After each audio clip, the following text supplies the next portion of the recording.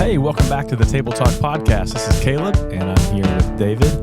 We're a little off schedule this week, David. It is Wednesday afternoon, and no offense, but it is so nice outside. I hope we wrap this up very quickly so we can go read outside. I was thinking that on my way drive in. I was like, it's like 70 degrees it's out, so nice. and we're going inside to podcast. So, but I'm glad I'm here. That's me too. Me too. I can see the glimmers of sunlight through the closed blinds in the sanctuary. So, yeah, it is. It's beautiful, and it feels like every time we have like these beautiful little stretches, and you're like, oh, it's here. Spring is here, and then it gets super cold again. This is called Spring of Deception. Yes. Is what this is. Just to remind you of how good you have it when it actually is. How good it could spring. Good it could be. Yeah. But it's super nice out. Yeah, it is, and I'm really thankful for that. It helps with everything. Yes. Man, just the vitamin D, man, is like, you don't realize how big of a deal that is. Yeah, it's great. It really does make a huge difference. Good for the soul. The nefesh, as it were. You see what I did there? You see good that? For the nefesh. Yes, you see that? So this week we're in this all-in series about being all in with Christ, and what does that mean? And you've been walking through everybody on Sunday mornings. I've been doing that with children's ministry. We're doing an all-in series, and this week was soul. And so you went into a kind of a deep study of the words and the language, and so tell us a little bit about what your sermon was and what your point was for this week. Yeah, I'm not sure what my point was. There you go. I'm kidding. Maybe a little. Yeah, I think the word soul is really hard because we have our own definition of it. Most of us probably individually, like there's not really a great like common ground unifying definition around it, and that's one part that makes this message hard. The other part is that most of our concept of soul, we end up probably inheriting more from the Greek philosophical tradition than the Hebrew/New Testament tradition. The Greek tradition would just say that we're souls trapped inside bodies, and that the body and the physical world is bad, and so when we die, our soul, our true self, is released. And we kind of exist forever as a soul, which is how a lot of us maybe grew up thinking about following Jesus and salvation and heaven. But the Bible, both the Hebrew perspective and the New Testament perspective, is centered around this idea of soul through the Hebrew word nefesh, which really refers to your whole being. It's the material and the immaterial parts of yourself. It is your body and your spirit. One of my New Testament professors would say we are body-spirit unions, and to be one without the other in the Hebrew mind would be bad, would be wrong. And so that changes things a little bit because for us to grow spiritually or in our soul, right, it means that we are really looking after our whole being. God created us as whole beings. He created us, we read in Genesis, in His image. So we have physical bodies that God created and that matter, but we also have a spiritual side of ourselves that can connect with Him. And so all of that matters. And particularly, and this is what I texted you about in the middle of the week. I texted David on like Friday and said, this has turned into a lot more of an eschatological sermon, eschatology meaning end, the end. Yeah. This has turned into a lot more eschatological sermon than I intended. And I sent you a video of someone buckling in. Buckle up. That's right. But it's like when you get into this, like because the concept of soul does have so much to do with how we see death and salvation and the afterlife, like it was kind of necessary to get into. And the teaching of Scripture in the New Testament is that we don't just live forever with Christ as souls, we live forever with Him as resurrected body-spirit unions with Him in the new creation. That's what Revelation speaks to. When Christ returned, the dead are raised, our souls, our spirits really are kind of reunited with our bodies in the new creation with Him, and our bodies then are glorified, as Paul says in his letter to the Corinthians and to the Philippians, we are made like His body. So Jesus' resurrected body was free from the curse of sin, free from decay, free from sickness, free from pain, free from the things that would, even time and space, it seemed like His resurrected body was not bound by. And Corinthians says that He's the first fruits of the resurrection. So what we see in Him is our future. And really the whole point of that was just getting to the fact that, God created us as whole beings. Oftentimes when we talk about the soul or the spirit, we want to divide that out. But God cares about the formation of us as a whole person. And so that means that in the next few weeks, as we talk about loving him with all of our mind and all of our strength and loving our neighbor as ourselves, it means we have to do all that in light of the whole person, that whole being. Is a hard sermon, just because it's a big concept to unpack, and it's also difficult talking about things that we can't really see. And so, I hope that it was helpful for people. The study was helpful for me. I'm not sure how clear I communicated it. But I think that's an encouraging concept, about the fact that God created us whole and loves all parts of us and will redeem and restore all parts of us. Yeah, I think you did great. And this is kind of a hard topic because there are so many groups and there are so many other offshoots, cults. And when I say cults, I don't just mean like creepy groups, but like non-traditional Christian type backgrounds that confuse this so often. The body's bad. Your body's evil, and you just gotta. It's the worst thing. It's like it's not how God saw it with us. Or that this body doesn't matter. Right. We're just renting this thing out, and it's like whatever I do with it doesn't matter. Yeah. And it's like both of those are extremes of the same confusion of what a soul and body and all of that does together. 100%. And I didn't have time to get into this. I think I mentioned it in passing, but you've got some probably more, I would say, fundamentalist, well-intentioned but off Christian groups that would say, like what you just said, the body doesn't matter. It's all about the soul. And then I would say you have some more progressive secular groups, maybe like non-believing, non-faithful groups of people that would say only the body matters and that there is no spiritual side to who you are. Yeah. It's only the body. And I just think that the Bible and the way God created us just refutes both of those things. Like we are whole creatures. And the more I'm learning, as I do trainings and go through things and learn like how interconnected like our brains and our bodies and the spiritual side of ourselves, how all that's connected, it blows my mind of how amazing God is to have created these nefeshes like in the way that he did. And that's what I'm excited to get into the next few weeks because we'll unpack it a little more. But you're right, there are some really unhealthy perspectives that can do a lot of harm. Yeah, it was one of the first problems they had in the church was Gnostic people who came in and were distorting what that meant, what the soul meant. And it's one of the things that even in the scriptures is something that they had to fight against. And so because it's a confusing thing to even understand. And so to be able to have a healthy understanding of what did God mean by this? And what is the Bible? And the Bible talks about your soul. What is that? What does that have to do with us? And as always, and I feel like we say this every week, probably because it is Jesus is the perfect example of this. Right. And I look at how Jesus lived his life and his death, and I know you said this, and his resurrection is we are following in his path. He showed us the way of how this will work, which is his body resurrected and his soul and body back and with the Father. It's like, what does that mean? I don't know. I don't know 100%. Right. It's like I think about that often, and it's like, oh, Jesus isn't just some spirit somewhere. His body is resurrected. Right. And as far as I understand it, and until somebody proves me otherwise, I'm convinced that the literal, physical, resurrected body of Jesus sits at the right hand of God now. Yeah. That's mind-blowing. I know. But that's what the scriptures teach. Yes.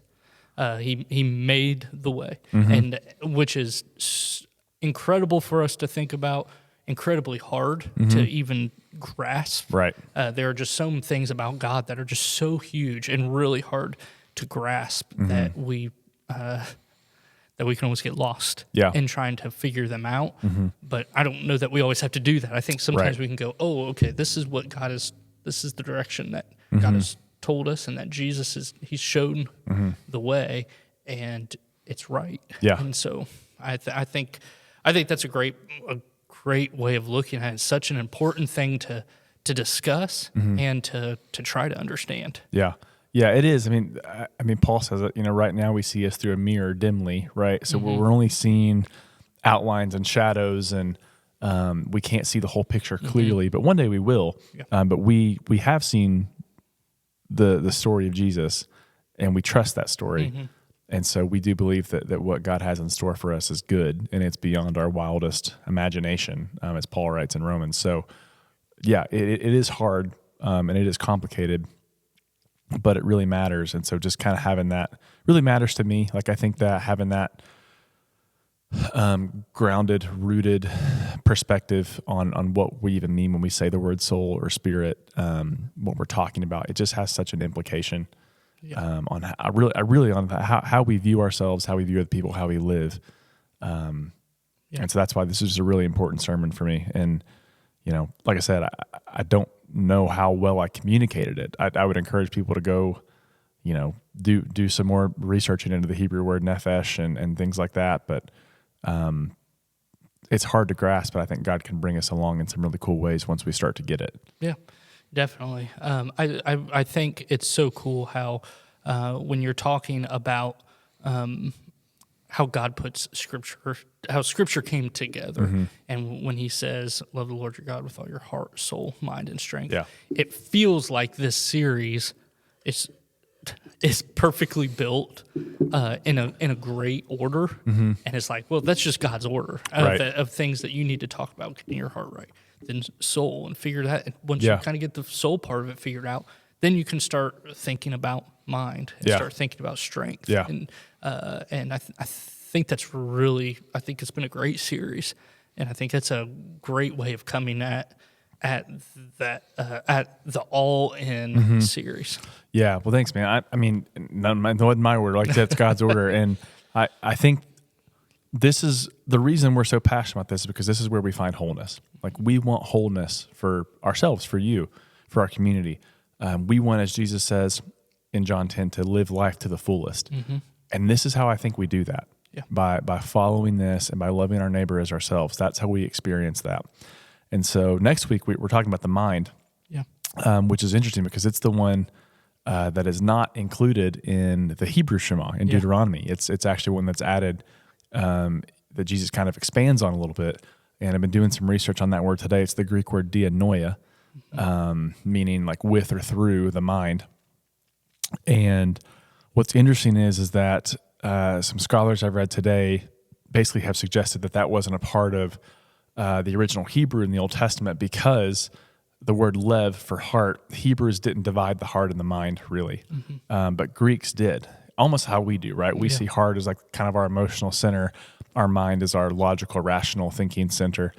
And so the Gospels and the New Testament being written in Greek kind of get this addition. And also due to the fact that most Jews at that time were reading the Septuagint, which was the Greek translation of the Old Testament. So they were adding this in already in the Septuagint as almost as an evangelistic way to reach the Greek culture, which I think is really cool. Yeah. If you grew up Hebrew and Jewish, you didn't make that kind of distinction between heart and mind, but the Greek world did. Yeah. And so Jesus adding that word, the New Testament authors, kind of separating that out, could be viewed in almost an evangelistic sense to reach the Greek culture better. And I just think that's really cool. Yeah, and I would say it was probably also how we do translations today. You look 1,000%. At something. You look at something in a translation, and it may because we aren't looking at it from the year zero with Jesus being born. You have to be able to look at their time, what they were saying, and make sure that you're explaining all the context and what it meant to them. So even if the Bible isn't word for word, it's idea and concept by concept, because there is more to it than just the word. Right. And I think you're hitting on that really well with the series, which is the words that Jesus is using here have huge connotations. Right. They're loaded. Perfect way of saying it. And we have to be able to unpack that, which almost seems crazy to me that each word that Jesus said has such huge meaning. And, and it's not just Jesus, that's through the whole Bible. Right. We do that with the whole Bible, and it still holds up to criticism and all of that stuff, which is a great way of leaning into the mind. Yes. Like that we have to be able to use this. God gave us this. This is when we're made in the image of God. I believe this is a part of it. Is the creation and the mind part of following Him. Yeah, 100%. And that's why I think Bible translation is so fascinating. I'm not good linguistically. Like I know enough to get in trouble essentially, but I do think it is so cool because honestly, English is hard, but also English, like the word soul, one word cannot fully encapsulate what the Hebrew word nephesh means. It's just a shame that a lot of times we get so caught up on word for word translations. But that is hard if you don't unpack the context of the word. Yeah. And so I think there's value in that. But if you wanted to get word for word, not this coming Sunday, but the following, the word we translate as strength, all your strength, is actually the Hebrew word mayad, which really just means very or all. So it literally says in Hebrew, love the Lord with all your very much. We translate that as strength because it's kind of the closest thing we can get to, and we think physical strength, but really the deeper meaning is everything you have. So verily, everything, all you've got. So that is your physical strength, but that's also your time and your money and your resources and like your all. And so just sometimes it does take digging into that context to fully grasp the meaning. Sure. And that's just because honestly, the original languages are a little more robust than English. Yeah. It's important. I know that gets kind of nerdy sometimes, but I think if I believe the Bible is a living, breathing document, right? If I believe that it is alive, well, how do I tap into the aliveness of it? I dig down as far as I can into the context and the history and the people and the audience and all that stuff to understand, because that's what makes it alive. It's the Spirit of God working in those people at that time through those languages in that situation that has made this thing living and breathing. And so now you've got me on a rant, but I just think that translation and that type of work is so important because it helps us tap into the aliveness of the text. Yeah, and like you said, it's good. The word for word is good because you want to be able to do that. You want to be able to read it. But if you're going to say, I have a word for word, you also have to understand that comes with a little bit of extra work behind it, and where you have to be able to look at it and go, okay, these things can mean even more than what what a word for word can give you. And so really cool stuff. I mean, really cool stuff. And you said you're working into mind. Yes, yeah. This week, so you're moving on, going on to the next thing. That's really exciting. And I know you're working hard on that. Normally, you work on that mostly today, and I interrupted that. That's okay. That's all right. I got some good stuff done. Good. Yeah, Wednesdays are usually the days that I try to write. So, and sometimes it ends up being more research, which has been kind of what today's been. It just kind of depends on the week. But the cool thing about it is, and this is kind of where we're going Sunday, is the closest people in your life, you don't want to just know about them. You want to know them. And you have to know about them to know them. Yeah. But the goal isn't just to know about a person. You don't just want to know about your spouse or about your brother or about your best friend. You want to know them. There's a difference there. Sure. And so that's kind of what we're going to get into. We want to know as much as we can about God in order that we can know God. Yes. And so that's what we're getting into Sunday. And I love it. Thankfully through the scriptures and through the Spirit and through God's people, like we can get to know so much about Him, which can help us to know Him and live with Him. Yeah. Yeah, that's going to be beautiful. I'm really excited about it. You're doing a great job, and I love this all-in series. I think this was I think I've said this before. I think this was a great one to jump into right after talking about what is our vision. Yeah. And here's our vision in navigating Knoxville towards wholeness in Jesus. And what is wholeness and what is all of this, like, what do we do now? We're all in. We're jumping into that. And I think you're doing a great job with the scripture and helping us see a lot more into it. Well, thanks. Thanks for walking our kiddos through it too. It's fun. And this is all not really anything like special I'm doing. It's just, we're just digging through what God's laid out for us. And Definitely. so I think that's what matters. And that's what makes a difference. So yeah, for sure. Well, I'm excited for this week. Me too. Cool. Well, guys, thanks so much for joining us on the Table Talk podcast. We will see you next week. We'll talk about the mind, and it'll be a lot of fun. See you then.